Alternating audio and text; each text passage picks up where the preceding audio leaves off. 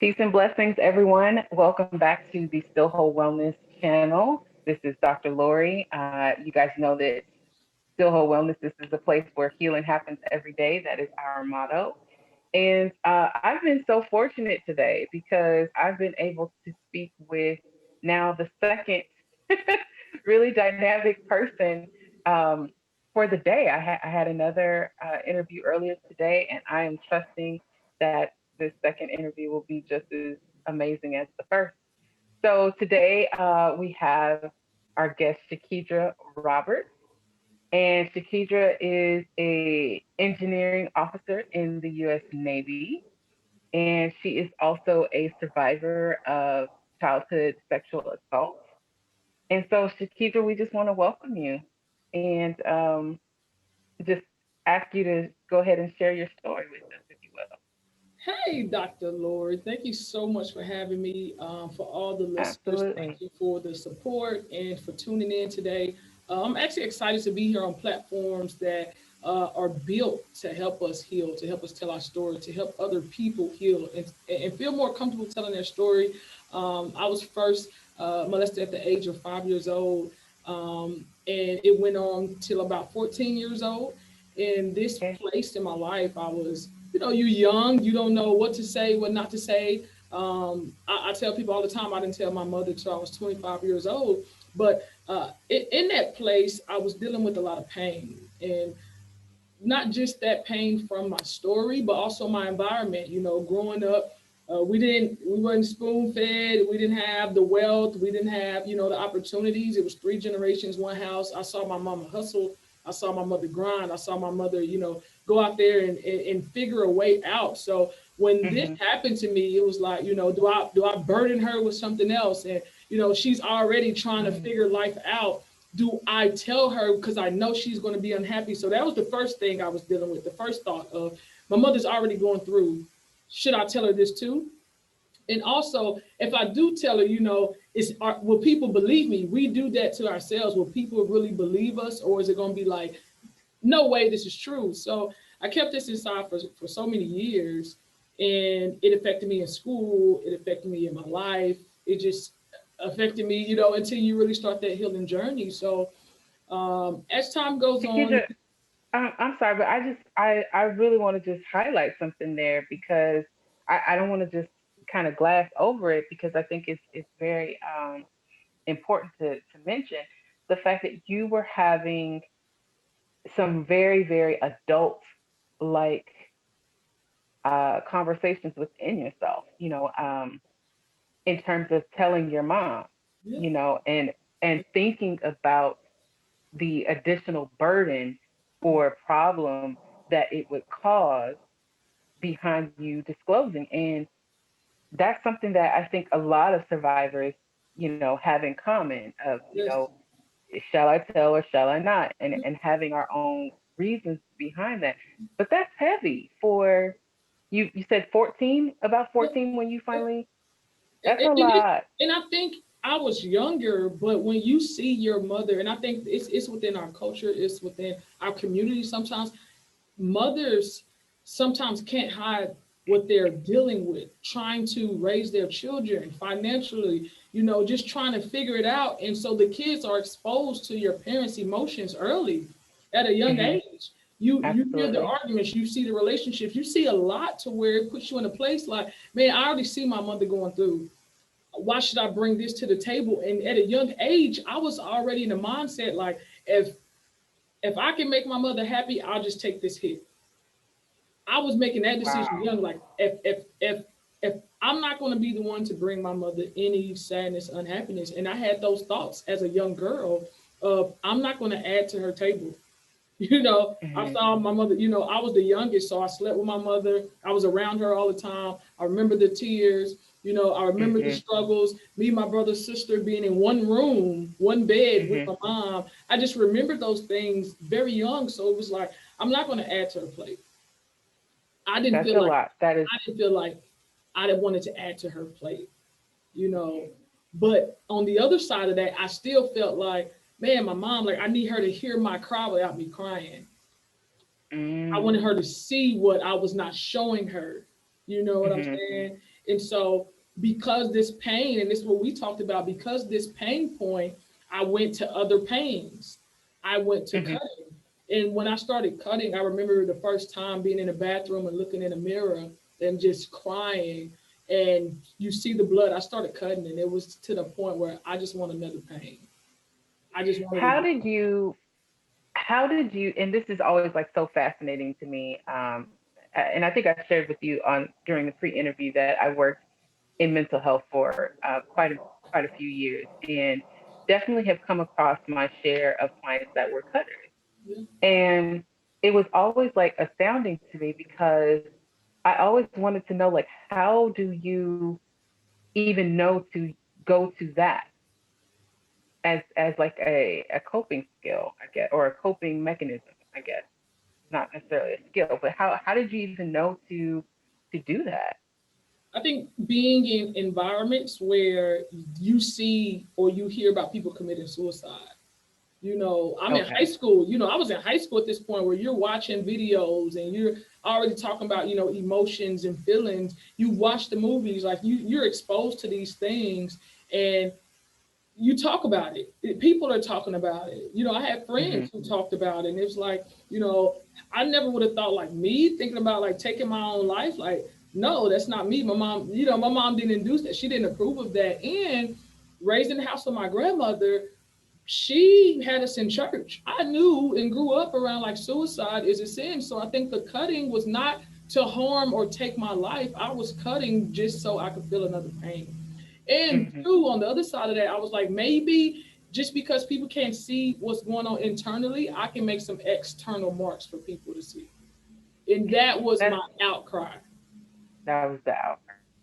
I do recall. I definitely had my own issues with suicidality, and um, starting from very young, middle school. I think I was maybe seventh grade, somewhere in there, sixth, seventh grade.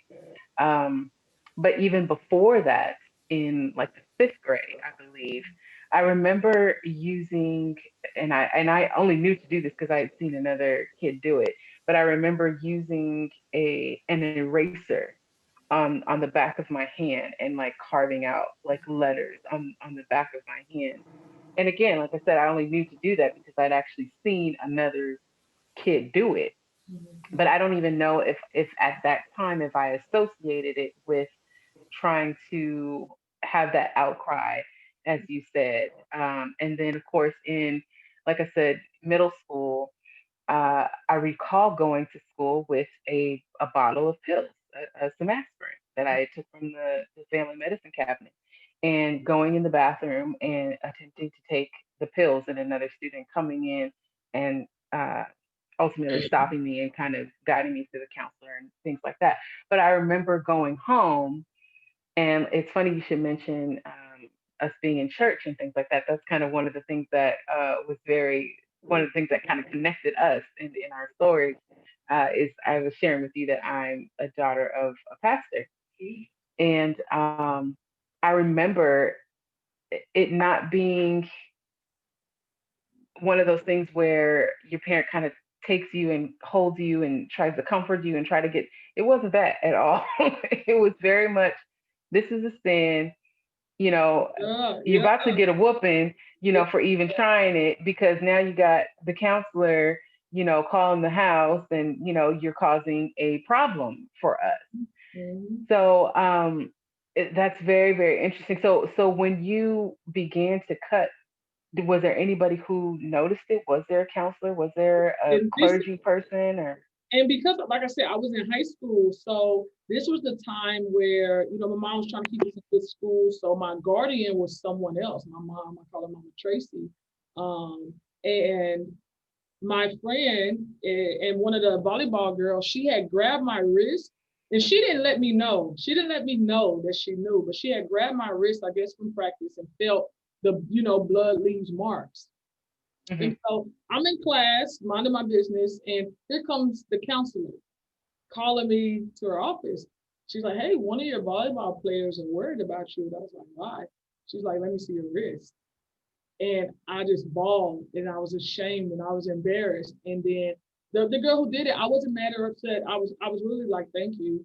But Mm-hmm. she's like, I love you and I just really wanted to care for you and make sure you were okay.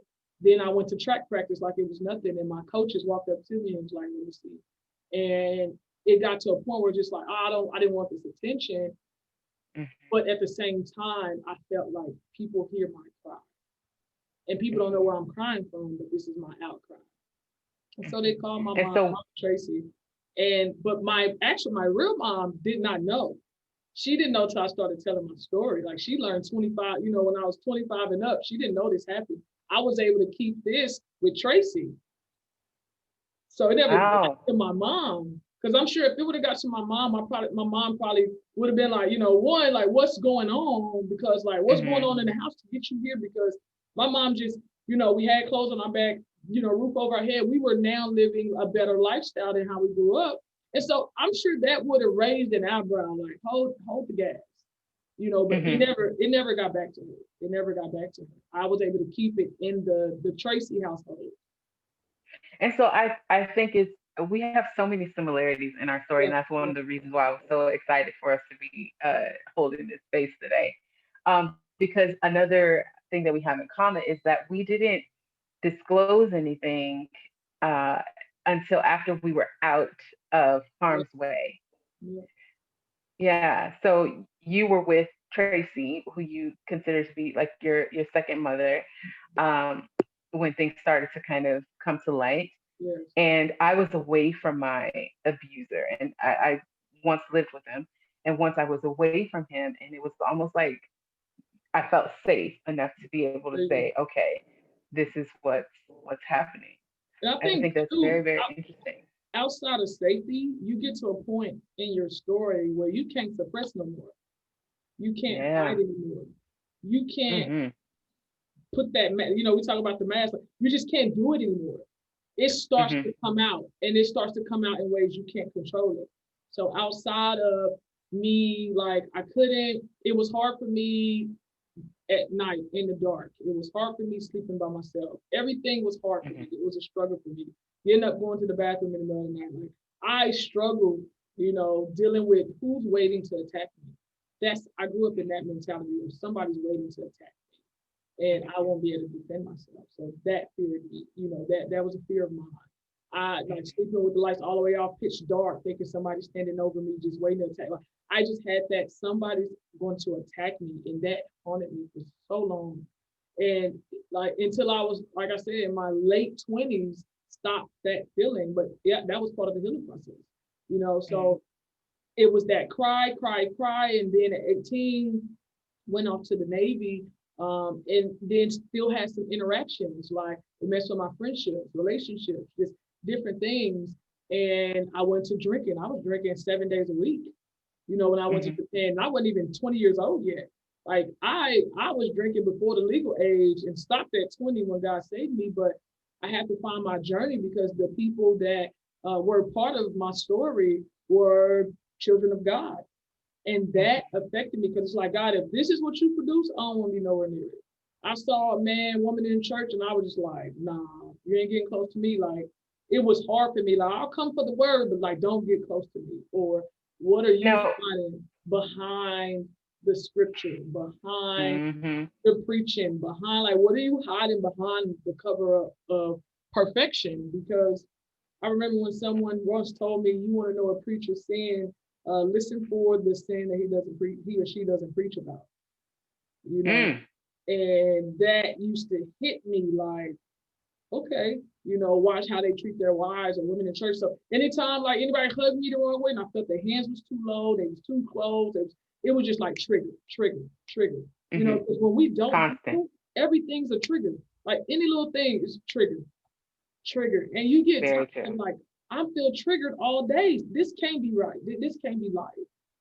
Mm-hmm. And it ran me, when I left home, I wasn't into the church, but I still had this consciousness because my grandmother embedded it. We grew up on TD Jakes, I about like when he was small in the game, we was in the church with him. So The Potter's house. yeah, the Potter's house. When it was small, before he was made there, we grew up on him.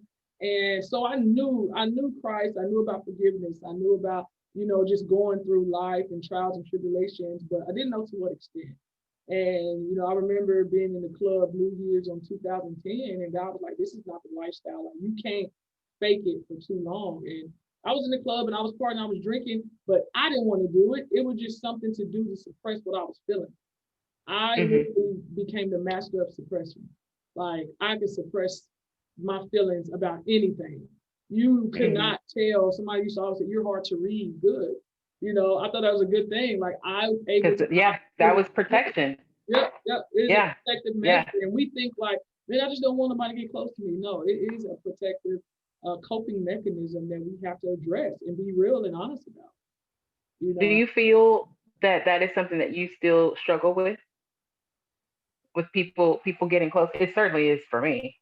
Yes, it is hard. Like, I tell people all the time, like, I've never really had best friends. I don't have somebody I talk to every day. I don't have nobody who just, I feel like, know me from top down. Even in relationships, I've never like fallen in love. Like, it's not a thing.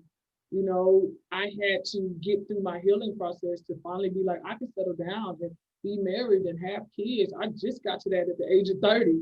So it wasn't. A lot of people think like, oh, once I tell my story, then that's it. Like, no, telling your story is step one.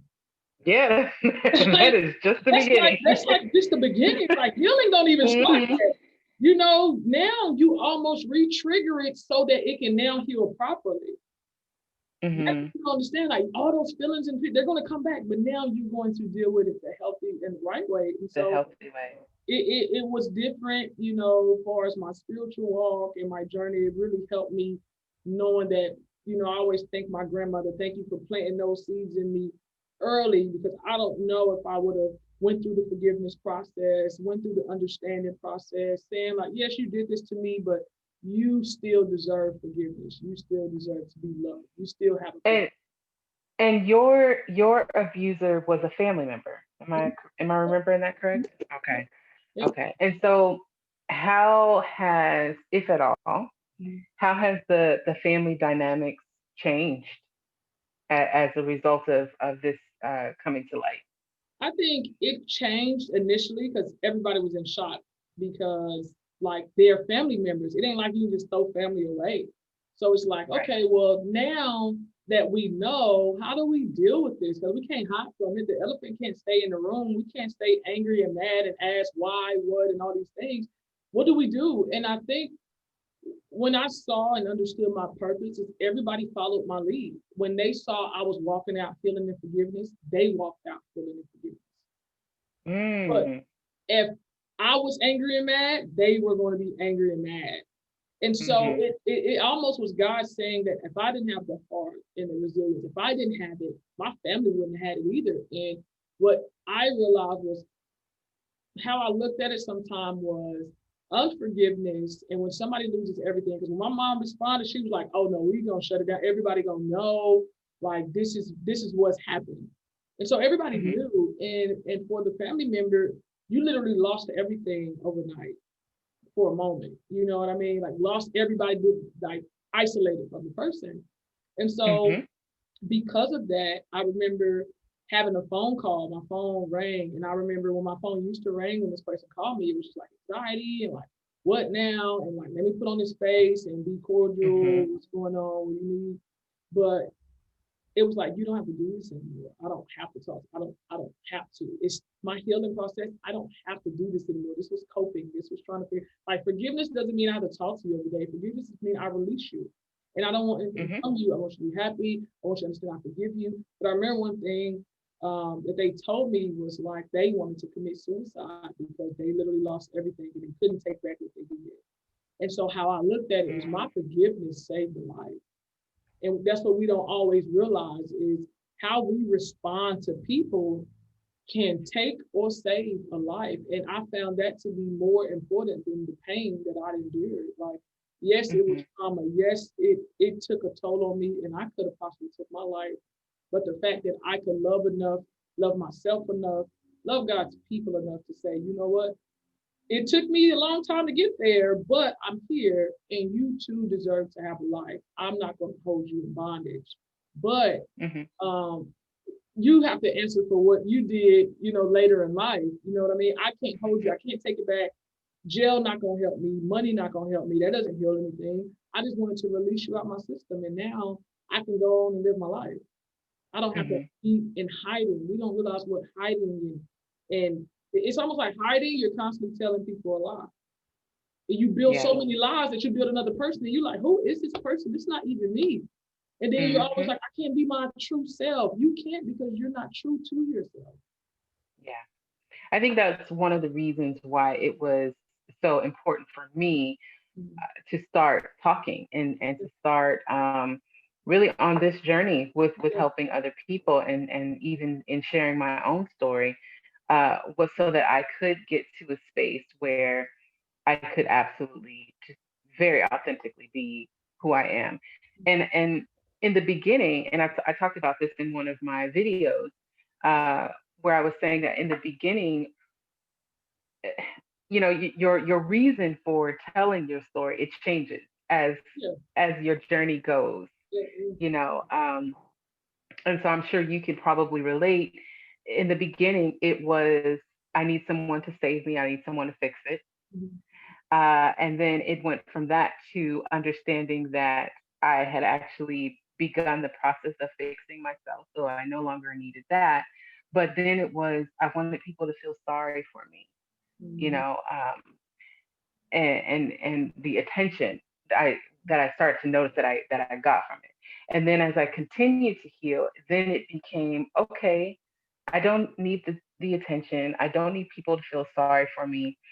Now it is definitely a space where I want people to experience what I have now experienced in understanding that spiritual growth or the spiritual death rather that happens in us after being assaulted.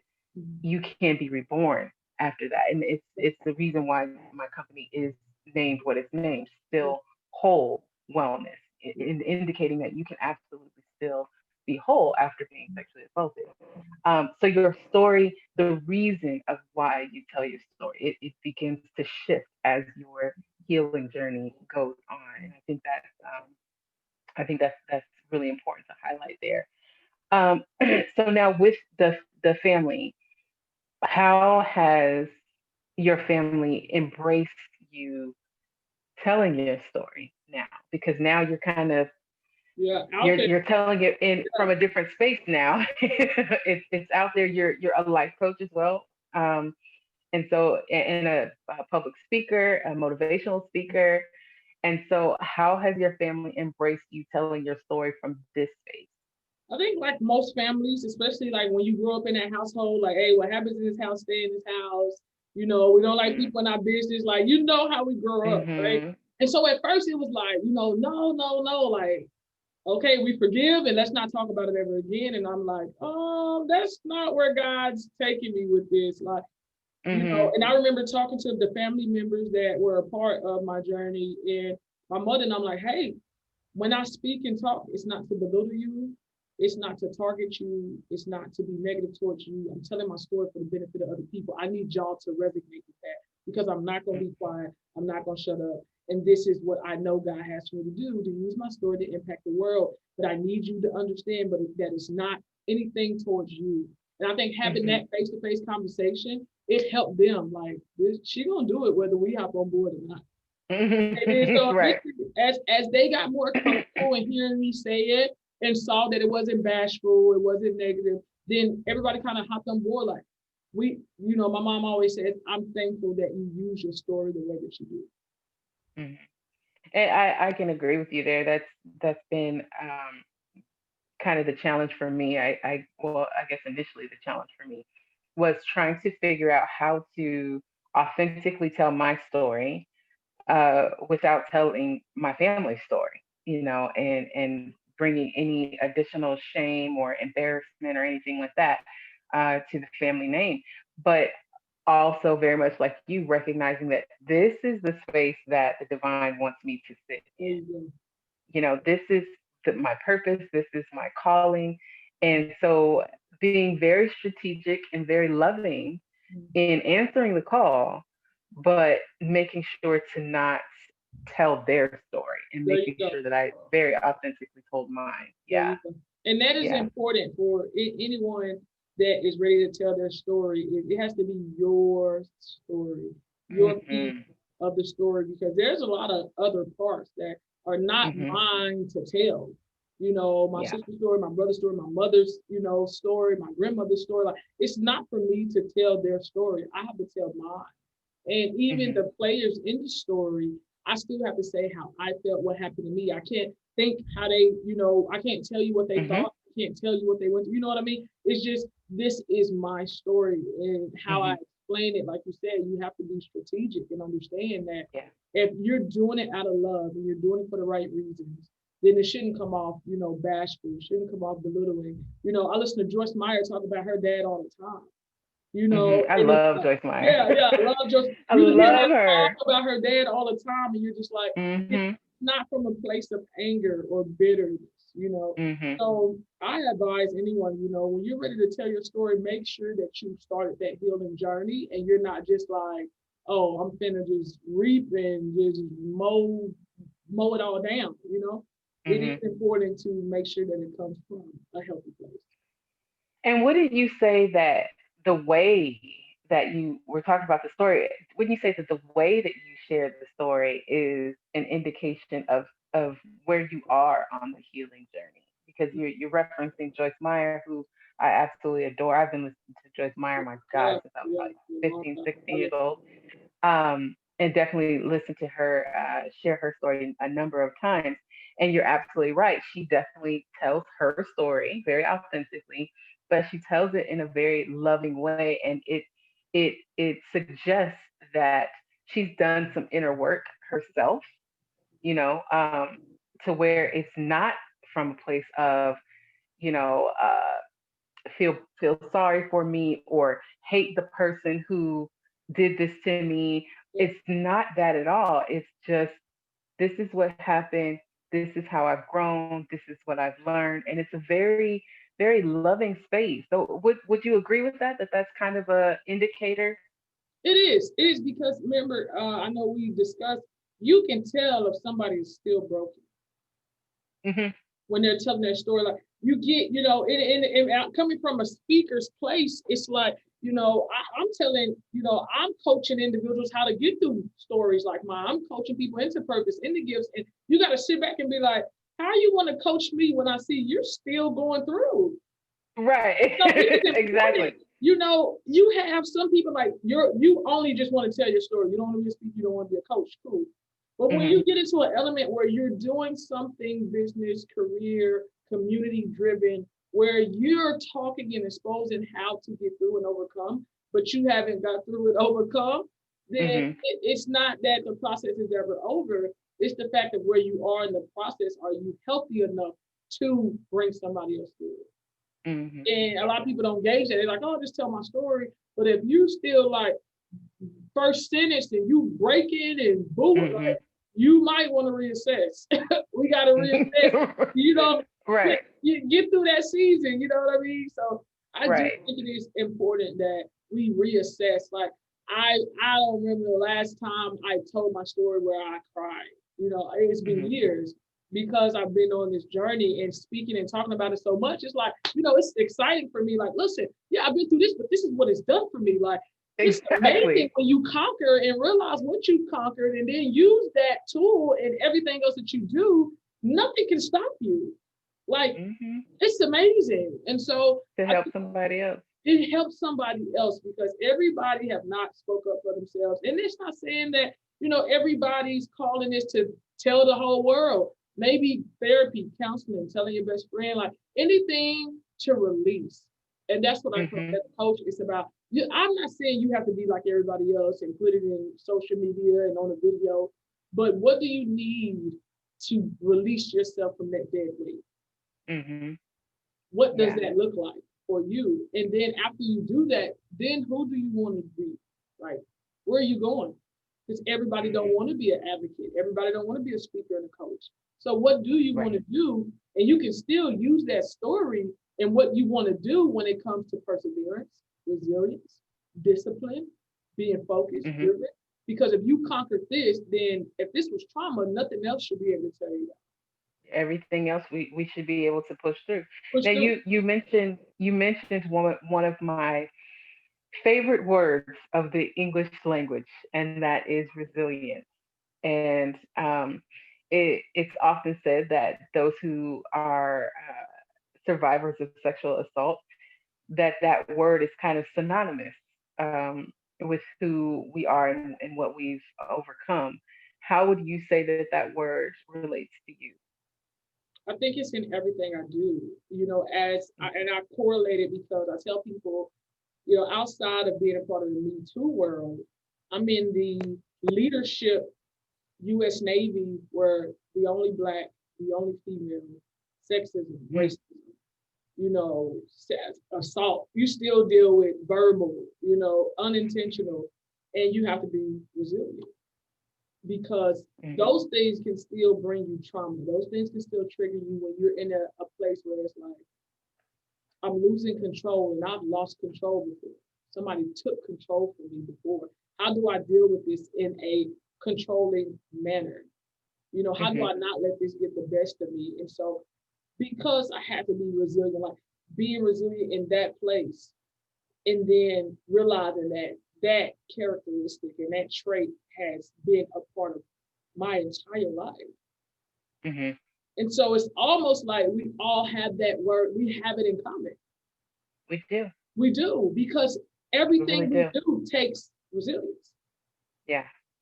Everything we do, because of the mentality of figuring it out, getting through it, powering through, overcoming, conquering, not being, taken advantage of, not being, harmed, hurt. You just Mm-hmm. all the time. It's just nature.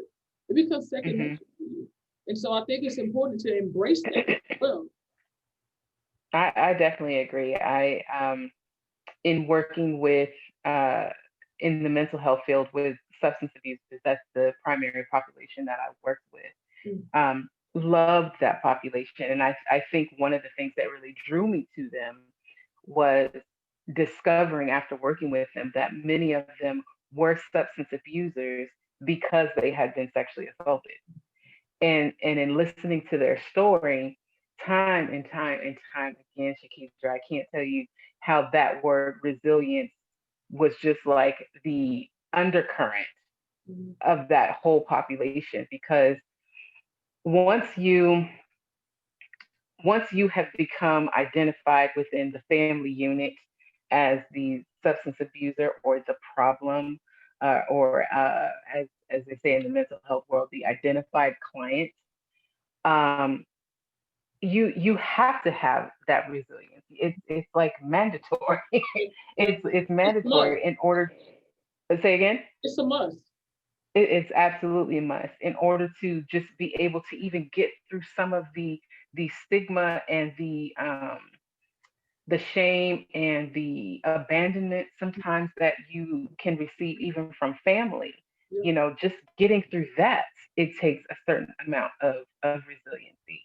Um, so when you think of the word resilience, how far back would you say that that word traces for you? Does it go back to the abuse? Is it a little closer into It goes back. where you are now? I'll say it goes back to the abuse for me because in the time while being, going through that for so many years, I still found a way to laugh. I found a way to get away. I poured myself into Mm, sports, basketball, volleyball, track. I was, of course, my mom had held that standard, but I poured into school. A honor roll, top 10% of my class. Like I saw myself like I'm gonna get through this, power through. Like this is nothing. You know what I mean? You're still mm-hmm, loved, even though I didn't believe it at the time. I would say things I didn't believe yet.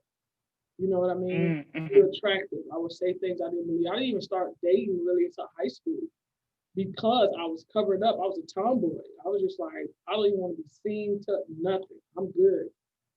mm-hmm, So that was a part of my journey. But I would say it goes all the way back because we don't realize that we're going through something traumatic, but because we hold on to it for so long, that makes us resilient Mm-hmm. because we're Now, able to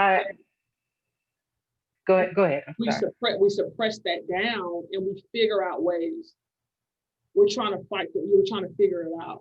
We're trying to still live because Mm-hmm. some people are not able to live through it. Some people don't make it. Yeah. Yeah.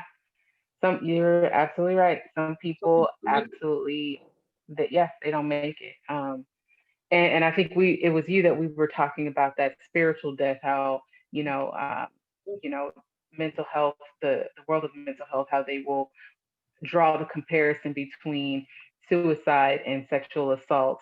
But there's not a whole lot of conversation that goes into the spiritual death that we endure as uh, as we try and live through something like this. Um, I wanted to touch on something that you mentioned a moment ago, where you were talking about, that you were on all these different teams in sports and things like that, how you excelled in those things, how you excelled in your academics. You clearly have excelled in your career in the Navy. Was there anything in you that that pertained to the assault that made you push harder to achieve all of your success?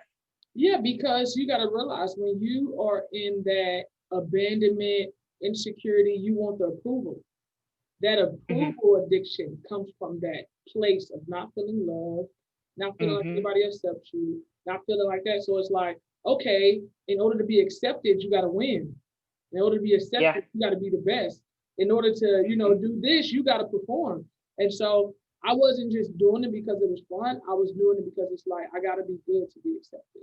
I want Hmm. to feel love because I don't feel it. I want the attention because I'm not getting it. When was that shift for you where because it's clear that it's there, that the shift happened where it went from I need to be loved, I need to be accepted to let me do this for me, for my own betterment? When did that shift? When would you say that happened for I think after I told my mother, my all my shift and transitions happened after I told my mother. you? Okay. So 25, I would say the last 5 years, I've literally been transitioning. I can say I was a Hmm. different person every year because I was going back. I was like, okay, let me go find myself because I've lost Hmm. myself in the last 20 years to this situation. I got to take the walls down, the trust, all these things I've built to protect myself and say, who do you want to be now? The story Hmm. about the healing process starts. Your mother knows, your family knows. Like, who do you want to be now? And that's when I start saying, I don't want to say yes because somebody wants me to say yes. I don't want to go because somebody wants me to show up. I don't want to do things for people and buy all these gifts and spoil and do all this because I want to be accepted and loved. It wasn't acceptance and it wasn't love there. It wasn't working, Hmm. but it was something embedded in me early age. Like I want to feel accepted. Hmm. And so after telling mom, what was that like in telling mom? It was freedom. It was like, I don't have to lie anymore. Thank you, Jesus. I don't have to hide anymore. I don't have to play world's greatest, like dark. Like I don't have to. And my mother never put this on us, but I felt like I didn't have to carry my mother's okayness. Like Mm. she's okay. I don't have to worry about her anymore. I don't have to carry her feelings. You know, she has to live her life and I have to live mine. I Hmm. finally got to that place. Yeah. And that whew, it sounds easy. It's hard. Jesus is hard. Oh my gosh, it is It's so hard. incredibly hard to especially when you consider the cultural aspect of things. Yes. Yeah. I hate to say it. It I is. love my It's true people. though. I love my people, Yeah. but I will have to say that the Black community, there's this whole enmeshment thing that Yeah. happens with us Yeah. in our families that Yeah. where you're not allowed to have your own thoughts, Yeah. and the boundaries are a little blurred, and the responsibility that we can sometimes take on of like you said, being that perfect kid and trying to just kind of fall in line and trying to be responsible to our parents and for our it's it's a tough thing, man. Yeah, because in our families, disagreement is disrespectful. Come on now, go ahead And and tell the truth so and I shame put the it, devil. I can't disagree and I can't say something that you may not like because then I'm disrespectful. You don't want to be disrespectful to your parents. So it's like, well, I just won't say nothing, man. But we have Mhm. to get out that place about I'm not being disrespectful, but I have to speak on my truth. I have to speak on how I feel. And if you don't agree with it, that is okay. That is not my intent to disrespect you, but this is right. Yeah. Yeah. And that's let's just be real about it. Shakidra, that for our parents' generation it's hard to hear. Mhm. It is really, really hard to hear. So anyone who is watching this today, I really hope that you can really, really allow to yourself to hear this and allow it to resonate with your spirit. Um, that's hard. That is hard for us to do that, for us to say, hey, I gotta walk mine. Yeah, I got to carry And this. I need, yeah, and I have to have the space to be okay to do that. You know, that's really, really a tough one. A book, a book is coming from you, from your inner being. Yes, my book is. I'm writing my third book. My first book was called "What's the Word Worth," and it was my first cry. That was me coming out without really coming out. So it was a whole bunch of poems about what I went through, but I was speaking. It was almost like ghostwriting. So I was like, okay, let me see if I can do this. So I released Hmm. that book. I want to say a year or two before I did. No, I released that book the same year. I told my mom. And then my second book, Just Unwrap It, tells more in depth of my story and how I found Hmm. the gift in it. Now, this next third book is going to be called Unmasked, and it's going to talk about all the masks that I wore along my journey, where God had Mm. shown me my truth when it was time to take the mask off. He showed me like everything you've been has been masked. Take the mask off. Hmm. This is who I created you to be. Be this person because that's your truth. You've been saying who you've been is your truth, and it's not. It's the truth that's masked. And so it's really Hmm. called unmask and how in order to be our authentic selves, we have to take that mask off. What people want us to be, what society wants us to be, what our parents want us to be, what the church building says that we should be, like everything, unmask all of that and say, this is me. Who am Hmm. Let's talk about that just for a moment, if you can. How would you say that religion played a part? We've kind of talked about the fact that you were definitely having you had that church foundation and that religious foundation with grandma introducing you to the Word of God. How has that played a part in your healing journey? it's been the thing that I relied on the most. Like because it was introduced to me, it didn't alter my walk. It was just like God, like what do you like? Why me? But I in a I can say in my before I even started my healing process, I was already asking God like, what do you want me to do with this? Like, Hmm. what do you want me to do? And That's I a very important understood, question. yeah, what do you want me to do with this? And so I understood Yeah. forgiveness. I understood what Christ did for my life. And I'm like, well, I learned, from my grandma early on, like just because you did what you did, Christ still died for you too. So I'm mad about something Christ already forgave you for. So what, if God forgave you, Ah. I'm Yeah. still waiting on something God already did. So what justice does that do? And I got into that mindset of I treat people the way I need God to treat me. And as instant as I need Him to heal and forgive me, it helped me on my journey because I was like, my blessing's not gonna stop because of you, what you did. Hmm. I Hmm. got, I looked at it from a different perspective because of my faith. And I was just like, God already forgave you. So what am I doing? Hmm. So my faith has been the reason why I've been a lot of people they hear my story and they're like, how did you confront and you still talk and you look at them as love and care. And I'm just like, it's how I look at God, it's how I see God and his creation, people, him Hmm. that helped me get here. I would not see it that way probably if I didn't have my Yeah, I agree. I believe that word release that you used faith. a moment ago. I believe that that is um, it's it's it's difficult in initially Mhm. in terms of forgiveness, but ever so necessary. Yes. It's very Yes. necessary, to be able to not do it for them, but for yourself to be able, because it's hard to just stay mad at somebody.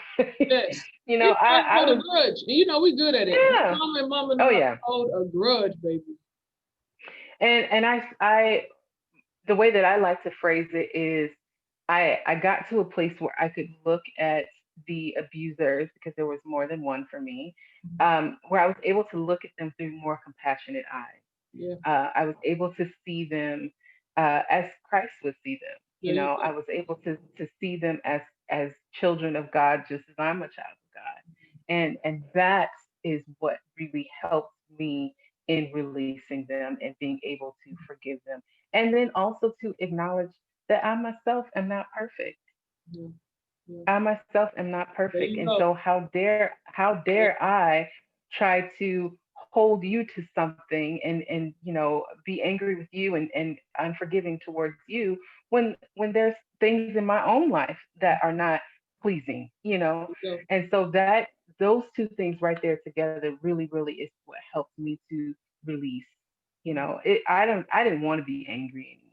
Mhm. I didn't want to be. It took It too takes much too much energy. energy. Yeah. Takes too much energy to Yeah. be angry. Yeah. It Yeah. really does. Way too much. Yeah. So being, yeah, and then too, Shakidra, and maybe this will resonate with you as well. Being able to look at the whole picture. Yeah. When I take a look at their background, There you go. where There you they go. came from, Yeah. What their they life went through. circumstances, Yeah. what they went through, then, and that's where that compassionate eyes Yeah. Yeah. comes into play, where then I'm able to say, okay, now let me just Yeah. hold on and take a step back and see the whole picture. Hurt And it's people. not Hurt to people. excuse, it's not to, exactly, Yeah. exactly. It's not to excuse, but it kind of speaks to like that generational trauma, Mhm. that repeated trauma. It just kind of goes on and on and Mhm. on. And so, it stops right here. Yeah, yeah, there you go. And that's what I was really telling my It, sister, like my kids, my family, I'm not doing it. I'm not. It's gonna stop with me. yeah. And I just refuse to let it go beyond me, being the youngest. I was just like, I gotta stop. Hmm. Yeah. And having the wisdom to speak that Yeah, out loud, yeah, to yeah. speak it, because once I discovered how powerful our words are, then that's when I started to Yeah. speak that Speak different. regularly. Yeah, yeah, yeah, um yeah. yeah, I shared with you, I've got three children. My son is 22, my oldest daughter is 17, baby girl is 14. um to be able to speak that over them, Yeah, you know, that they will not deal with this yeah, type of a trauma. Not to say that they won't have something that will happen in their lives. That would be crazy to think that something won't happen. And I think that everybody has to have that something everybody got a that story. kind of gets them to their purpose. But it won't be this. There you go. It Come it on. will not be Yeah, this. yeah, yeah. Mm-mm. It will not be this. This stops here. And because I had to start thinking backwards, and I looked around one day and I said, "Well, I'll be doggone. I am the fourth generation that I know of Wow. in a row. The fourth generation of women who have been sexually assaulted." And I said, "Oh no, no, no, no, no, no more, no more. This stops right here. Yeah, yeah, This stops right here." Well, I tell you what, yeah. I almost want to call you Doctor Shakidra, Hey, because hey, one day that's I'm look trying to be like you. that's the vibe that I'm getting from you. Come That on, is the vibe that doctor. I am getting from you. I'm coming for it. I am chasing that goal right there. So it's still happening. Absolutely. Absolutely. So when can we expect the next book, and where can we find the other two books? On what They're platform? on Amazon or my site, www.impactaspire with an ASPIRE motivate.com. So I have my books there. I have a couple of events coming up that's going to actually be, I'm a home and on my story on Saturday the 28th called God Okay. Broke Me to put me together. And I'm really going to talk about how a lot of the stories in the moment it broke us. But as he started to put us together, that's when we were exposed to our gift and our purpose. And I think it is very important that people, we understand everybody has a Job experience. It's not like Job, because a lot of us couldn't probably do what Job did, That but part. when we think about it, the people that was in the Bible, some of them, I don't know. I don't know if I could have been that one. God didn't choose me. I don't know. I don't know. Look, and I'm grateful he Yeah, didn't. yeah, yeah, yeah, yeah. So Yeah, I'm really talking about that. And God does the breaking, but He does the putting together too. And that's when we get exposed to the I gift, dig that. purpose, the I different dig. elements, new doors. Everything happens in that putting back together phase.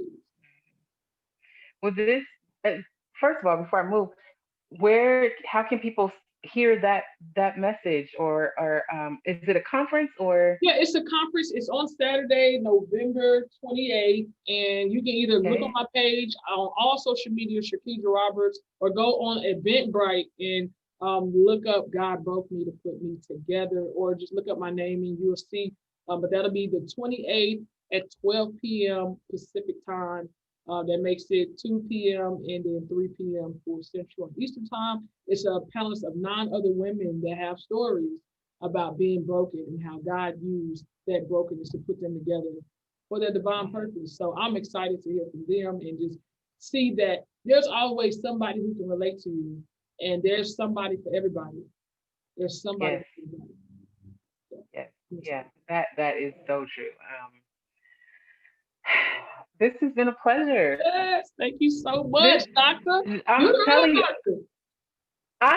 I've been just like so blessed today. This is the second conversation and second engagement that I've had today, on this particular platform, and they both have been, as I like to call them, juicy. Yes, yes. So I'm very, very grateful. Thank you so much for sharing your story, Shakitra. And keep sharing your story. Um, did we say social media stuff? Yes, we Can said social how media, like can I said, people find you? Shirkydra Roberts on all LinkedIn, Instagram, Facebook. Contact me, email me, impactaspiremotivate@gmail. I'll get back to you. I'm always open to have conversations. You want to get on the phone call.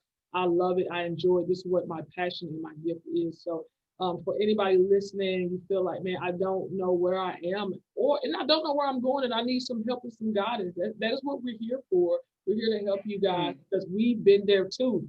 And just like someone outside of my faith had to pull me through, sometimes somebody just got to pull us through this thing. So never hesitate to reach out, shoot me a message on anything, and I'll respond to you. So thank you so much, absolutely. Doctor, for having me. Keep doing what you're doing. Thank Platform you. great things because of the purpose of the platform.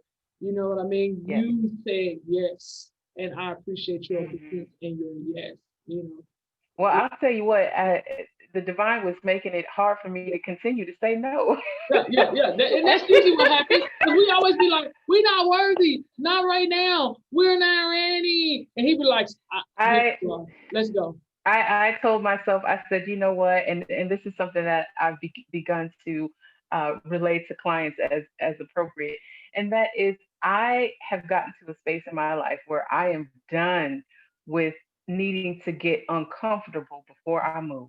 Yeah, Those days are yeah, over. From yeah, now yeah. on, when I hear spirit speak, it's like, Gotta go. okay, I'm You gotta moving. go. I'm moving. Whatever whatever it is. You're You gonna don't be have like to make me Moses. uncomfortable. I'm telling you, I'm like, God, I don't need an Aaron. I'll say yes. Moses was over here acting up. You like, Aaron, come on. God, I don't need an Aaron. I got you. Just tell me. I'm gonna No. go. I'm gonna go. I got Yeah, you, Jesus. Come yeah. on. Yeah. Those days are over. Yeah, I yeah, was yeah, like yeah. so incredibly miserable, but those days are definitely over. And this is the the lane for me. Is the Mhm. word I'm looking for. This I is love the lane for me. it. This is where I feel most comfortable. And really, honestly, I believe that this is where we're able to really reach the most people, and not just the most people, but the people that are called to us, Yes. the people that are called to us. So I give thanks for this space, Shakidra. Thank You can definitely reach out to me anytime, anytime you. you need me. Oh, we're You gonna do guys something together. So definitely. get ready. Oh, for Oh, sure. oh Oh, yeah. for sure. Mm. For those of you guys who are looking for a life coach, you guys have already experienced Shakidra's energy. Feel free to reach out to her on the platforms that she just named off to you.